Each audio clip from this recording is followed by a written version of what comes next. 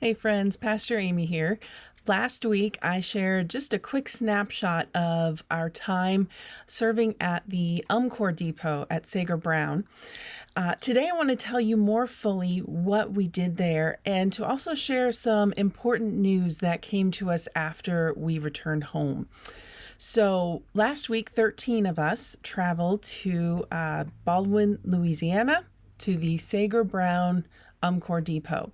There were 13 of us from Southgate, but it wasn't just us. We were part of a group of about 50 volunteers from across the Great Plains Annual Conference, so all across Kansas and Nebraska.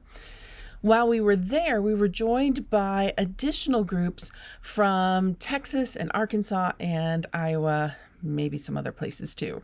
So altogether, there were nearly 80 short-term volunteers there at Sager Brown the week we were there. It was the largest group that Sager Brown had had since before the pandemic. So the church really showed up this week.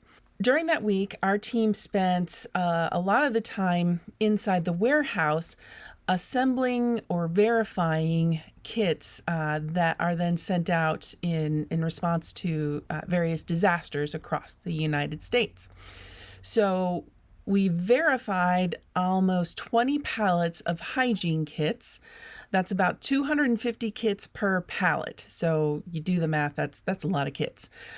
We checked each one to make sure that everything inside, that all the items were there and they met the level of standards that we have before it can be shipped. So in addition to the hygiene kits we worked on, we also assembled 44 pallets of cleaning buckets. Those are 5-gallon buckets with lots of different kind of cleaning supplies that go out to people needing to clean up after an event, a disaster event. So we prepared those buckets as well. And alongside those completed buckets, we started some partially finished buckets. We ran out of some of the supplies needed. We got some started, about another 40 pallets of buckets started, so that the group that will be coming next week, they will finish those buckets. So when you step back and you look at pallet after pallet wrapped and ready to go, you realize this isn't just symbolic work. This is real. It's measurable. This is going to land in real homes and help real people. There's a saying at UMCOR we learned. It's this: when the earth rocks, UMCOR rolls.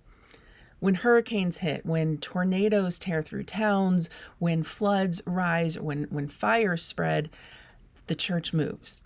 At the end of completing each pallet, we would gather around it and pray. Ready? Most gracious and loving God, we come together to do your work.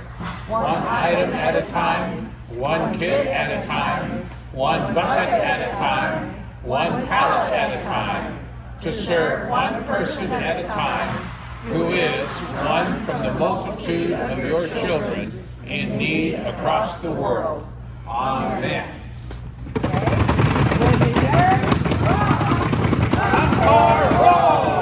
That's just the kits. There was also lots of other work going on this past week. Some of our group served as a short-term maintenance crew around campus. They replaced rotted eaves on some of the buildings. They fixed broken doors. They cleaned out and reorganized a tool shed. And that doesn't sound like glamorous work, because it's not, but that work really matters too. Caring for the campus ensures that future volunteers can serve effectively and safely. And Sager Brown's work extends beyond the warehouse as well. During our week there, 2 different teams helped construct wheelchair ramps for 2 different homes, local residences. And other volunteers served through local community ministries, sorting food donations and clothing, organizing toys, cleaning apartments for people who are no longer able to manage that work themselves. They led singing at a nursing home, all kinds of great, wonderful work in the community, and that impact radiates outward, right? We didn't just work either. We had fun as well. On Wednesday afternoon, instead of working in the warehouse, everybody had an opportunity to go do something for fun. And so our group from Southgate decided to visit Avery Island. It's about a 30-minute drive from where we were. And on Avery Island is the factory that makes Tabasco hot sauce. It's been there for 100 years. But so we got to visit the Tabasco factory and also a place called Jungle Gardens. It's a garden area there nearby, owned by the same family that owns the Tabasco company. So there was a lot of fun there. Joy was really a part of the week too. Found that service and joy really go hand in hand. Since we have returned home, just yesterday, actually, the General Board of Global Ministries that oversees the work of UMCOR, they announced that they are restructuring how UMCOR distributes kits in the United States. And part of that restructuring will involve closing the depot at Sager Brown. So for those of us who were just there, and we were planning to return again next year too, this news is heartbreaking. I'll admit that I'm still processing my grief over this news. Sager Brown is a place that has shaped so many volunteers and served so many communities as people go there and serve and come back and tell their stories and are inspired to do more in their own communities. And yet at the same time, UMCOR, United Methodist Committee on Relief, they've always worked hard to make sure that our gifts that we give to this work stretch as far as possible. We strive to keep overhead costs low and support administrative costs through UMCOR Sunday giving, so that when any of us give directly to a disaster response, 100% of that gift goes directly to help people in crisis. So the goal with these changes is not less mission, but stronger, more sustainable mission. And so the structure at Sager Brown is changing. But what remains true is this, that when the earth rocks, UMCOR will still roll. The mission continues, the church continues to show up.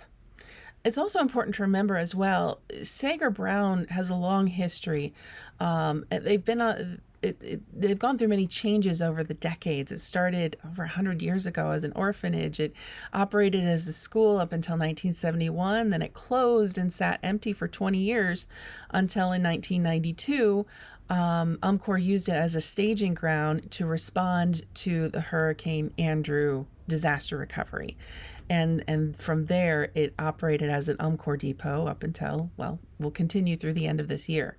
So Sager Brown has already known endings and resurrections, and something good will continue. Good work will continue at Sager Brown as UMCOR continues its good work, operating through affiliate warehouses at annual conferences across the country. We are a resurrection people. We believe that when something ends, God is not finished. And I am so deeply grateful that our team had the opportunity to serve there when we did. I'm grateful for the almost 5,000 hygiene kits that were processed. I'm grateful for the over 1,500 cleaning buckets that were completed and almost another 1,500 more that were started for the next group to complete. I'm grateful for the wheelchair ramps built and for the lives touched and for the prayers prayed. These acts matter. So thank you for praying for us. Thank you for supporting UMCOR's work through your giving. And know that the story is not ending. It is continuing to unfold, and we will continue to say yes when there is work to be done. So thank you again for your prayers, your support. Grace and peace.